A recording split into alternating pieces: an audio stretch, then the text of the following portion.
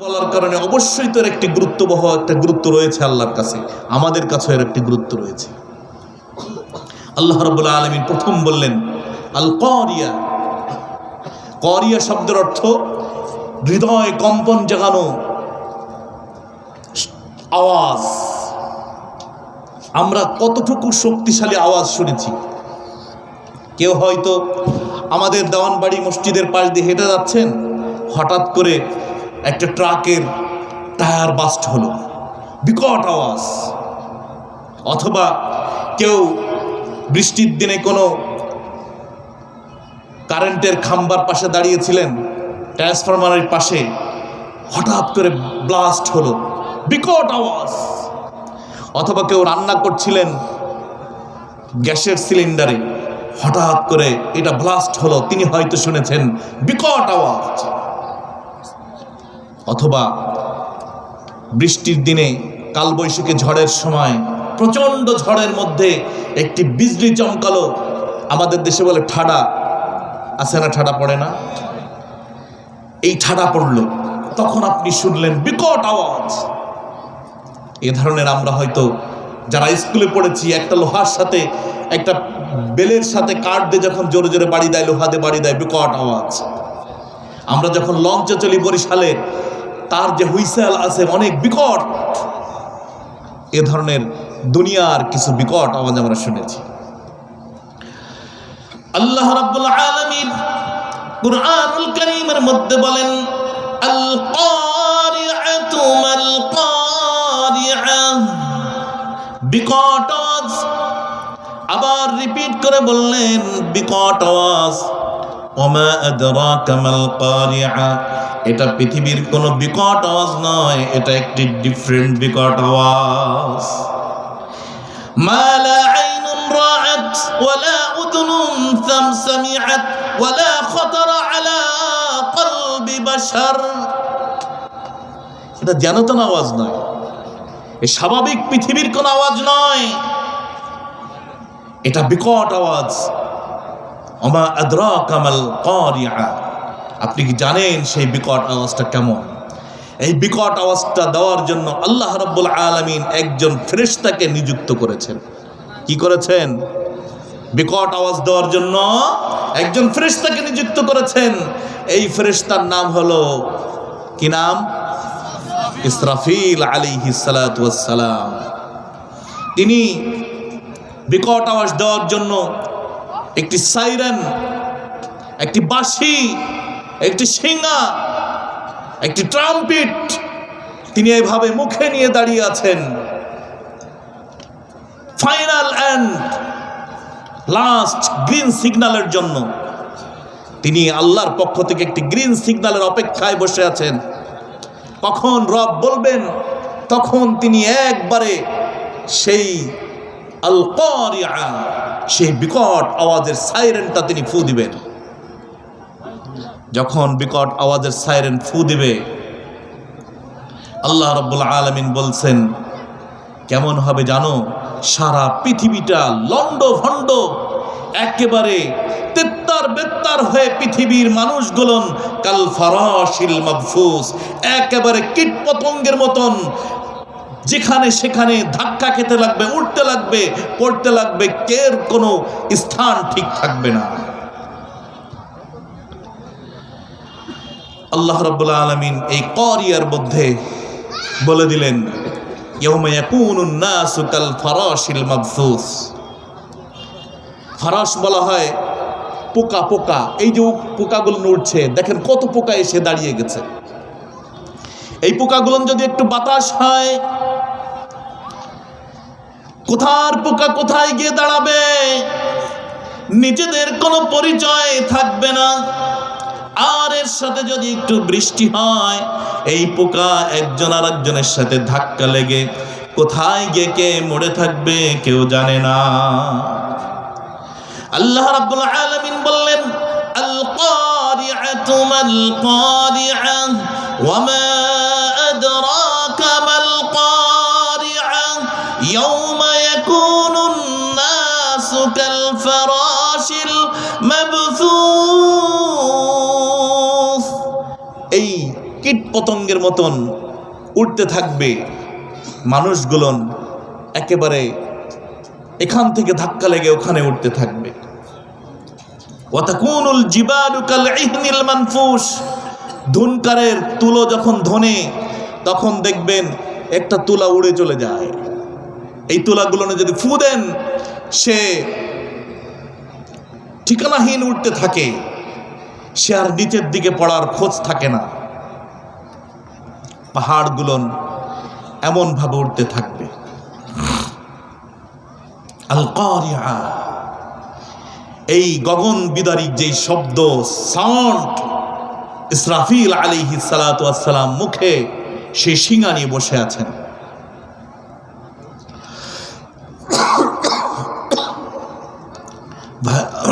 ভাইরা আমার, ইসরাফিল আলাইহিস সালাতু ওয়াস সালামকে যখন শিঙায় ফু দিতে বলবেন, আল্লাহ রাব্বুল আলামিন বলেন সারা পৃথিবী এমন একটি ঝাঁকুনি লাগবে এই শব্দে। ইযা যুলজিলাতিল আরদু জিলজালাহা, সমস্ত পৃথিবীটাকে ধরে একটা ঝাঁকুনি দেব আমি।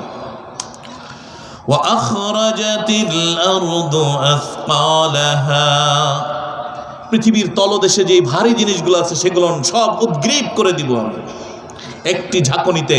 পৃথিবীর কোনো বিল্ডিং বলেন, শক্তিশালী স্থাপনা বলেন, কিছুই বেঁচে থাকবে না। আপনারা সুনামি দেখেছেন, আপনারা অগ্নিগিরি দেখেছেন, ভূমিকম্প দেখেছেন। এই কিছুদিন আগে ইন্দোনেশিয়াতে ভূমিকম্প হয়েছিল। যত বড় বড় বিল্ডিংগুলো সব ভেঙে চুরমার হয়ে গিয়েছিল। পৃথিবীর এই সামান্যতম ভূমিকম্প পৃথিবীর বিল্ডিংগুলো সহ্য করতে সক্ষম নয়। সেখানে আমি আর আপনি কীটপতঙ্গের মতো ঠিকানাহীন উঠতে থাকবো, এটাই তো স্বাভাবিক। কীটপতঙ্গের সাথে তুলনা করেছেন তিনটা কারণে। কয়টা কারণে?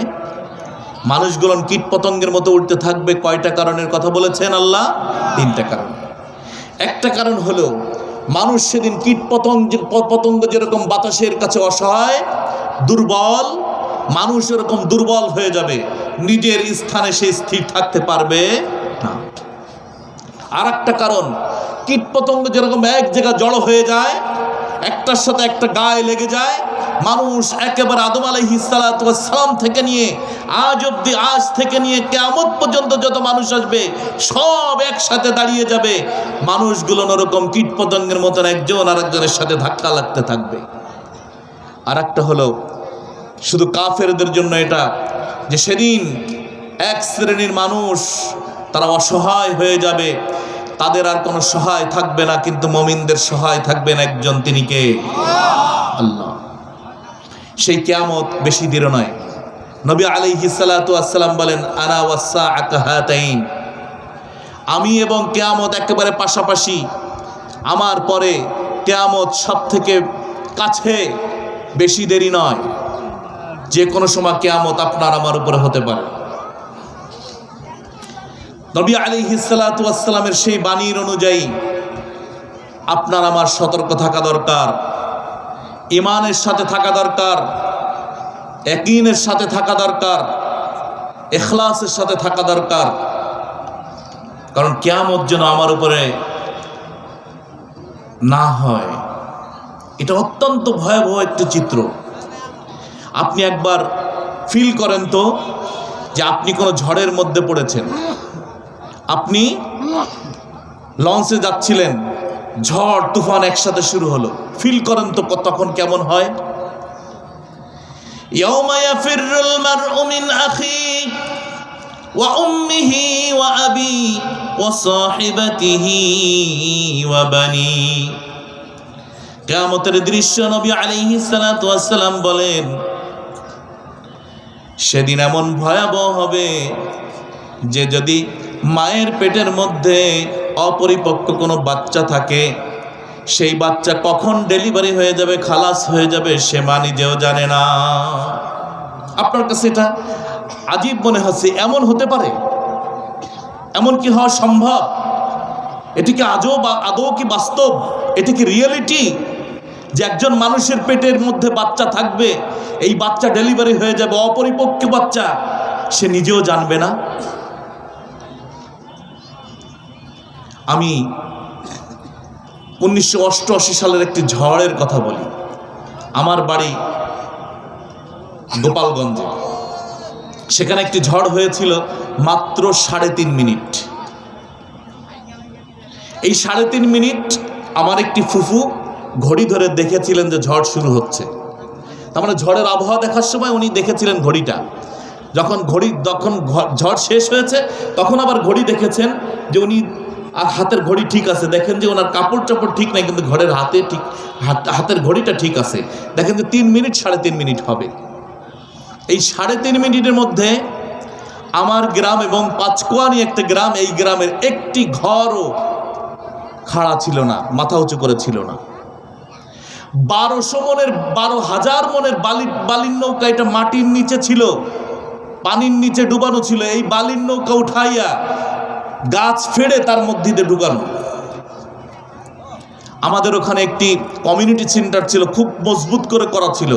এইটার পুরো স্ট্রাকচারটা ঠিক আছে, শুধু ছাদটাকে বোটে রেখে গেছে পাটির মতো। ইয়াউমা নাতুবিস সামাআ কাতাইয়িস সিজিল্লি লিল কুতুব। আল্লাহ বলেন এই আসমান জমিনকে আমি একেবারে কাগজের মতো আমি মোড়ায় ভাঁজ করে হাতের মধ্যে নিয়ে যাব। সিজিল্লি লিল কুতুব, আমি কিতাবের মতো ভাঁজ করে হাতের মধ্যে নিব। সেদিন দেখেছিলাম এই উপরের ছাদটাকে আল্লাহ রাব্বুল আলামিন ওই দিন একেবারে বোটে দিয়েছিলেন। পাইপ দিয়ে গাড়া, আমাদের দেশে চাপকল বলে, টিউবওয়েল, এটা পাইপ সহ উঠানো। আমার ছোট কাকার একটি গবাদি পশু, এটা তাল গাছের মাথায় উঠানো ছিল। আমার ফুফু বলেন যাদের সাথে আমার দেখা দেওয়া জায়েজ নেই, উনি অনেক বড় এক আলেমের স্ত্রী, মাওলানা শাহজামাল সাহেবের। তিনি কারোর সাথে দেখা দিতেন না। উনি বলেন যে আমি কিছু সময় পরেই দেখি যে ঝড়ের মধ্যে আমি একটা বেত গাছের মধ্যে, ঝাড়ের মধ্যে, সেখানে দেখি বাদল, রমজান, এরা সেখানে, যাদের সাথে আমি দেখা দিই না। তারা কিছু সময় পর দেখি তারাও নেই। এরপরে আমি একটি পুকুরের পাড়ে, একটি গরু উড়ে চলে আসছে, একটা টিন এসে তার 2 ভাগ হয়ে গেল।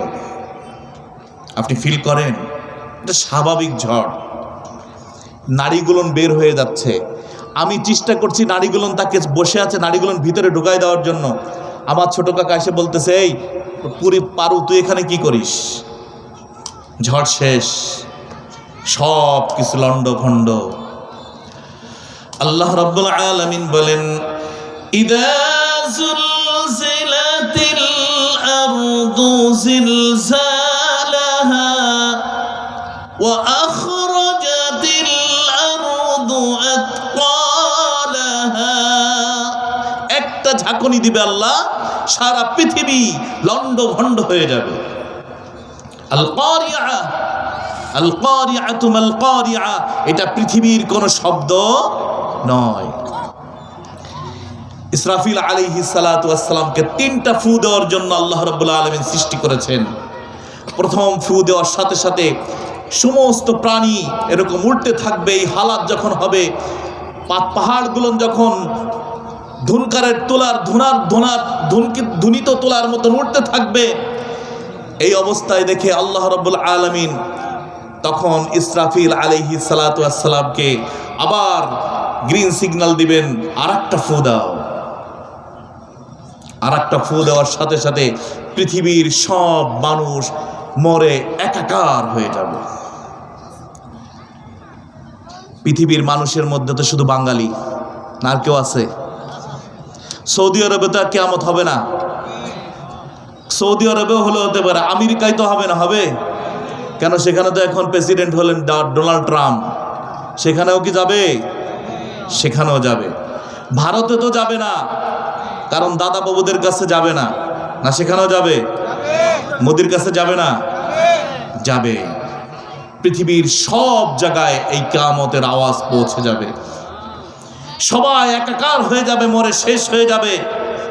আল্লাহ রাব্বুল আলামিন আর একজন ফেরেশতাকে নিযুক্ত করেছেন আপনার আমার রূহকে কবজ করার জন্য। সেই ফেরেশতার নাম কি? আজরাইল।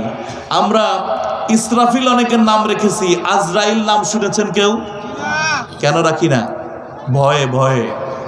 আজরাইলকে ভয় পাই আমরা, ইসরাফিলকে ভয় পাই না। মিকাইলকেও রাখছি নাম, জিব্রাইলও নাম রাখছি, কিন্তু আজরাইল রাখি নাই ভয়ে। মৃত্যুকে আমরা ভয় পাই, মরতে চাই না, আমরা পৃথিবীতে থেকে যেতে চাই, আমরা চাই চিরঞ্জীবী হয়ে যেতে। এই পৃথিবীর মোহ, পৃথিবীর এই লাল নীল রং আমাদেরকে পাগল করে দিয়েছে। আমরা বেমালুম ভুলে গিয়েছি যে আমরা পৃথিবী ছেড়ে চলে যাব। আল্লাহ রাব্বুল আলামিন বলেন, কুল্লু নাফসিন দাইকাতুল মাউত সুম্মা ইলাইনা তুরজাউন। The most certain thing in our life is death. আমাদের জীবনের একেবারে সব থেকে ডিসাইডকৃত যেই জিনিসটি সেটা হলো মৃত্যু। এই স্বাদ সকলের গ্রহণ করতে হবে। মুহতারাম হাজিরিন, আল্লাহ রাব্বুল আলামিন সকল মানুষকে মরার পরে এবার মালাকুল মউত যিনি আজরাইল তাকে জিজ্ঞাসা করবেন, ইয়া মালাকুল মউত মাইয়াবকা ফিল আরদ, জমিনে আর কে বাকি আছে? বলবেন যে ইয়া আল্লাহ, কেউ বাকি নেই, সমস্ত মানুষ মরে শেষ। তাহলে কে বাকি আছে? বলবে যে জিন জাতিরা বাকি আছে। বলবে আকবিজহুম, তাদেরকে নিয়ে আসো, জান কবজ করো। সমস্ত জিনদের জান কবজ করে ফেলা হবে। আল্লাহ রাব্বুল আলামিন জিজ্ঞাসা করবেন, মাইয়াবকা ইয়া মালাকুল মাউত, এরপরে আর কে বেঁচে আছে বলো। আল্লাহ রাব্বুল আলামিনের কথায় মালাকুল মউত জবাব দিবেন, ফেরেশতাকুল বাকি আছে। বলবেন সবাইকে নিয়ে আসো, যাও, একজন ফেরেশতাও যেন বাকি না থাকে। সব ফেরেশতাকে নিয়ে আসা হবে, 4 জন বাদে। কয়জন বাদে? 4 জন বাদে। আজরাইল, ইসরাফিল, মিকাইল, জিব্রাইল। এবার আল্লাহ রাব্বুল আলামিন বলবেন, ইয়া মালাকাল মাউত মান ইয়াবকা, ও মৃত্যুর ফেরেশতা কে বাকি আছে বলো। মৃত্যুর ফেরেশতা বলবে, ইয়া রব, কেউ বাকি নাই, শুধুমাত্র আমার 4 বন্ধু, আমার 4 কলিগ বাকি। এবার আল্লাহ রাব্বুল আলামিন বলবেন, যাও যাও, এবার সর্বপ্রথম মিকাইলকে নিয়ে আসো। দুনিয়ার মানুষের জন্য, রিজকের জন্য, গণনা রাখার জন্য, হিসাব নিকাশের জন্য নিযুক্ত করেছিলাম। আমি যেই ফেরেশতাকে দুনিয়ার মানুষের জন্য বৃষ্টি বর্ষণের জন্য নিযুক্ত করেছিলাম, আমি যেই মালাকুল মউত ওই ফেরেশতাকে নিয়ে এসো, যেই ফেরেশতা মাটির থেকে ফসল উৎপাদনের জন্য রেখেছিলাম, রিজকের ব্যবস্থার জন্য রেখেছিলাম, ওই ফেরেশতাকে আকবিজহু, তুমি ওই ফেরেশতাকে নিয়ে এসো। মালাকুল মউত তার বন্ধু, সেই ফেরেশতাকে নিয়ে যাবেন, কারণ পৃথিবীর মানুষের আর রিজকের প্রয়োজন নাই। আল্লাহ রাব্বুল আলামিনের পরে জিজ্ঞাসা করবেন, ইয়া মালাকাল মাউত মান ইয়াবকা, ও মৃত্যুর ফেরেশতা আর কে বাকি আছে, আর কে বাকি? মালাকুল মউত বলবে, আমার 1 বন্ধু তো শেষ, আর 2 জন বাকি আছে বন্ধু। আল্লাহ রাব্বুল আলামিন বলবেন, যাও যাও, যেই ফেরেশতাকে আমি ফু দেওয়ার জন্য রেখেছিলাম, 2টা ফু দিয়েছে, ওই ফেরেশতাকে নিয়ে আসো। ওই ফেরেশতার প্রয়োজন হলে আমি আবার তাকে জীবিত করব, ওই ফেরেশতাকে নিয়ে আসো। আল্লাহ রাব্বুল আলামিনের হুকুমে মালাকুল মউত ওই ফেরেশতার জানটা কবজ করে নিয়ে যাবে। এবার আল্লাহ রাব্বুল আলামিন জিজ্ঞাসা করবেন, ইয়া মালাকাল মাউত মান ইয়াবকা, ও মৃত্যুর ফেরেশতা আর কে বাকি, আর কে বাকি? আল্লাহ রাব্বুল আলামিনের কথায় জবাব দিবেন, আমার দুই বন্ধু তো শেষ, আর মাত্র একটা বন্ধু বাকি আছে। আল্লাহ রাব্বুল আলামিন বলবেন, যাও যাও জিব্রাইলকে নিয়ে আসো। এবার জিব্রাইল শেষ। আল্লাহ রাব্বুল আলামিন জিজ্ঞাসা করবেন, ইয়া মালাকাল মাউত মান ইয়াবকা, ও মৃত্যুর ফেরেশতা আর কে বাকি? বলবে যে রব আনতাল হাইয়ুল কাইয়ুম, তুমি তো জীবিত, তুমি কোনোদিন মরবা না, তুমি তো চিরঞ্জীব, তুমি আছো, আর তোমার গোলাম আমি শুধু বাকি। এবার আল্লাহ রাব্বুল আলামিন বলবেন, ইয়া মালাকুল মাউত মুত আনতা মুত, ও মালাকুল মাউত তুমি এবার মরো, তুমি এবার মরো, তোমার মরণ নিশ্চিত করো। আল্লাহ রাব্বুল আলামিনকে বলবেন, ইয়া আল্লাহ আমি তো সারাটা জীবন সকলের জান কবজ করলাম, আমার এখন জান কবজ, নিজের জান নিজের কবজ করতে হবে, এটা কেমন কথা? আল্লাহ রাব্বুল আলামিন তেলাওয়াত করে শুনিয়ে দেবেন, কুল্লু নাফসিন যায়িকাতুল মাউত, সমস্ত মানুষের, সমস্ত প্রাণীর এই মৃত্যুর স্বাদ গ্রহণ করতে হবে। আল্লাহ রাব্বুল আলামিন বলবেন, ইয়া মালাকুল মাউত মুত মুত, ও মালাকুল মাউত মরো, তোমার মরণ দাও। মালাকুল মাউতের কাঁপুনি শুরু হয়ে যাবে, গায়ে জ্বর এসে যাবে, জ্বর।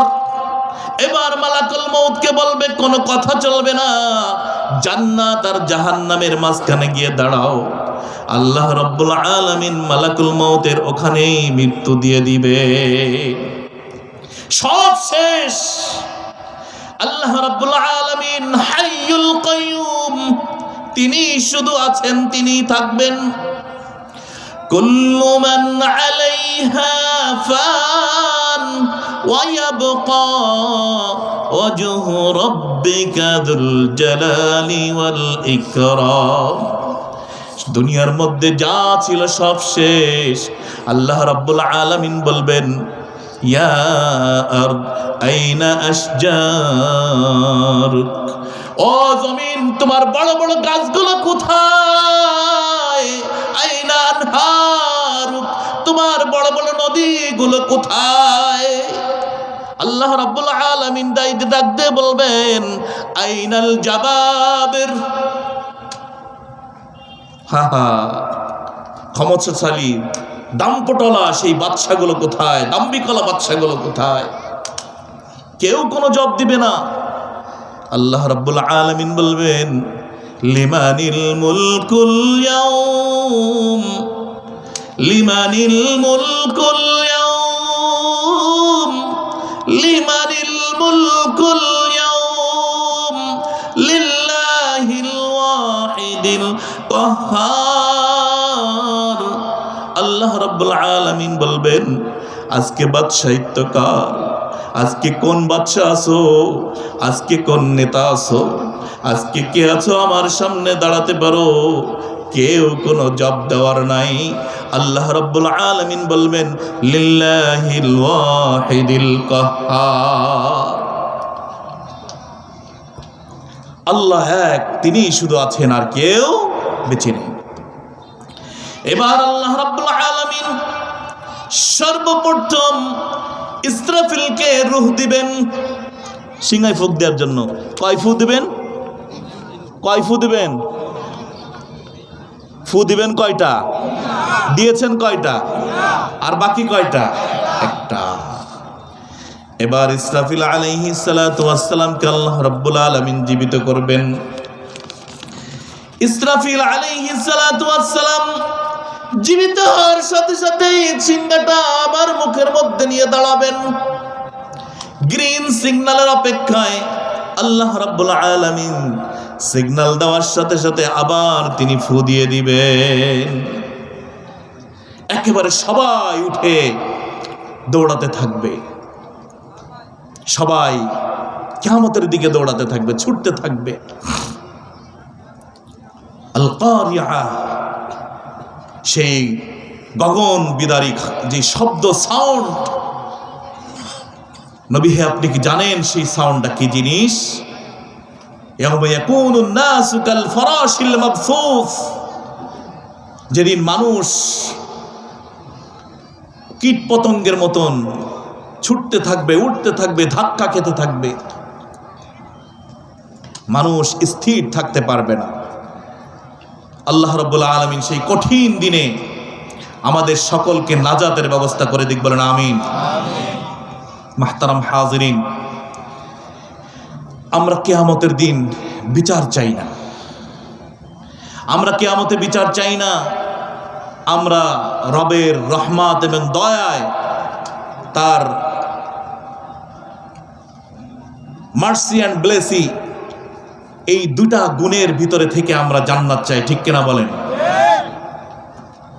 আল্লাহ রাব্বুল আলামিন কিয়ামতের কঠিন দিন যখন শুরু হয়ে যাবে, ইসরাফিল আলাইহিস সালাতু ওয়াস সালাম ফু দিয়ে দিলেন। এবার মানুষ তো কিয়ামতে জড়ো হচ্ছে, সূর্যটা একেবারে মাথার কাছে চলে এসেছে, মানুষের পিপাসায় এই জিহ্বাগুলো বের হয়ে নাভি পর্যন্ত চলে এসেছে। নবী আলাইহিস সালাতু ওয়াস সালাম বলেন,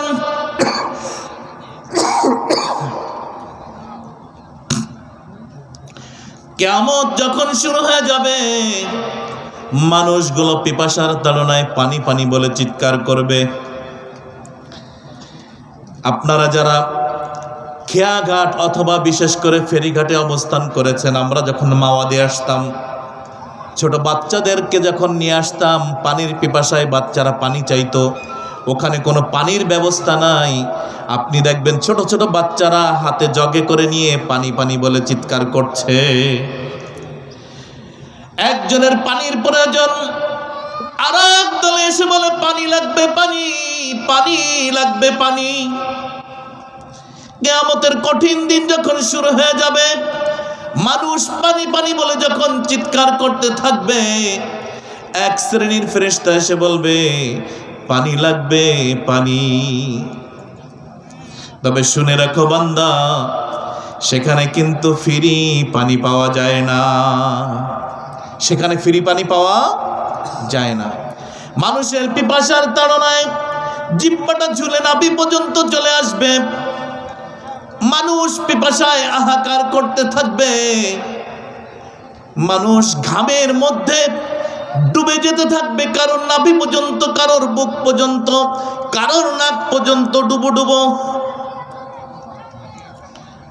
মাথার ঘিলুগুলন গলে গলে গলে গলে নাকের ছিদ্র, কানের ছিদ্র দিয়ে ভাতের মাড়ের মতো বেয়ে বেয়ে পড়বে।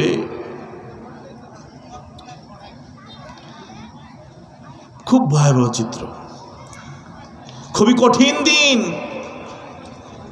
সেদিন আল্লাহ রাব্বুল আলামিন বলেন, সেদিন মানুষ মা তার সন্তান থেকে ভেগে যাবে। ইয়াউমা ইয়াফিরুল মারউ মিন আখিহি ওয়া উম্মিহি ওয়া আবিহি ওয়া সাহিবাতিহি ওয়া বানিহি। মা তার সন্তান থেকে ভাগবে, শিশু সন্তান ফেলে মা ভেগে যাবে। স্ত্রী তার স্বামীর সাথে দেখা করবে না, ভাই ভাই থেকে ভেগে যাবে, বন্ধু বন্ধুর থেকে ভেগে যাবে, পীর তার মুরিদ থেকে ভেগে যাবে, ইমাম তার মুসল্লি থেকে ভেগে যাবে, নেতা তার কর্মী থেকে ভেগে যাবে। কিয়ামতের কঠিন দিনে কেউ কারোর সাহায্য আসবে না, কেউ কারোর জন্য উপকার করার ক্ষমতা রাখবে না। আল্লাহ রাব্বুল আলামিনের ছায়া ছাড়া কিয়ামতের এই কঠিন দিনে আর কোনো ছায়া তোমার থাকবে না, কোনো ছায়া থাকবে না। একমাত্র আরশের ছায়া ছাড়া কোনো ছায়া থাকবে না। আর নবী আলাইহিস সালাতু ওয়াস সালামের হাউজে কাউসারের পানি ছাড়া আপনার কোনো উপায় থাকবে না। ফামান শারিবা মিনহু লাম ইয়াদমা আবাদান হাত্তা ইয়াদখুলাল জান্নাহ। আপনি যদি একবার হাউজে কাউসারের পানি পেয়ে যান, তাহলে আপনি আর তৃষ্ণা আপনার গলায় টাচ করবে না, আপনি জান্নাতে প্রবেশের আগ পর্যন্ত। নবী আলাইহিস সালাতু ওয়াস সালামকে হাউজে কাউসার দেয়া হলো। হাউজে কাউসারের এমন গুণ, আবরাদু মিনাস সালজ আবিয়াদু মিনাল লাবান, এটা দুধের থেকেও সাদা, বরফ থেকেও বেশি ঠান্ডা, আহলা মিনাল আসাল, আর মধুর থেকেও বেশি সুস্বাদু, এমন একটি হাউজে কাউসার বিশ্বনবীকে আল্লাহ দান করেছেন। এই বিশ্বনবী এখানে বসে বসে আপনাকে আমাকে কিয়ামতের দিন কাজ ভরে ভরে, গ্লাস ভরে ভরে পানি পান করাবেন। সাহাবায়ে কেরাম আজমাইন বললেন, ইয়া রাসূলুল্লাহ, কিয়ামতের এই কঠিন দিনে কিভাবে আপনি আমাদেরকে চিনবেন কিভাবে? আপনি আমাদেরকে পান করাবেন কিভাবে? এত মানুষ, প্রাচ্যের মানুষ, পূর্বের মানুষ, পশ্চিমের মানুষ, ইউরোপের মানুষ, সমস্ত মানুষগুলো তো একসাথে উঠবে। রাশিয়ার মানুষ, সব মানুষ, চায়নার মানুষ, ইন্ডিয়ার মানুষ, সব তো একসাথে উঠবে। আপনি আমাদেরকে চিনবেন কিভাবে? নবী আলাইহিস সালাতু ওয়াস সালাম বলেন, ইন্না উম্মতি ইউদআউনা ইয়াওমাল কিয়ামাতি গুররাম মুহাজ্জালিনা মিন আথারিল ওযু। কিয়ামতের কঠিন দিন যখন হবে, আমি আমার উম্মতদেরকে চিনে নেব। আমার উম্মত চিতা লাগানো থাকবে, চিতা লাগানো। তোমার যদি অনেকগুলো ঘোড়ার মধ্যে একটা ঘোড়া চিতাওয়ালা ঘোড়া থাকে, তুমি কি সেই ঘোড়াটাকে বেছে বের করতে পারো না? সাহাবায়ে কেরাম আজমাইন বললেন, এটা তো একেবারে সহজ কাজ। বলেন, কিয়ামতের দিন আমার সমস্ত উম্মত চিতাওয়ালা থাকবে। গুররাম মুহাজ্জালিনা মিন আথারিল ওযু, ওযুর স্থানগুলো লাইটিং হতে থাকবে, জ্বলতে থাকবে। ভাইরা আমার, বন্ধুরা আমার, সেই কঠিন দিনের জন্য আপনি আমি এখান থেকে কি পাঠালাম বলেন? আলহাকুমুত তাকাসুর পাঠিয়েছি কি? কিছুই পাঠাই নাই।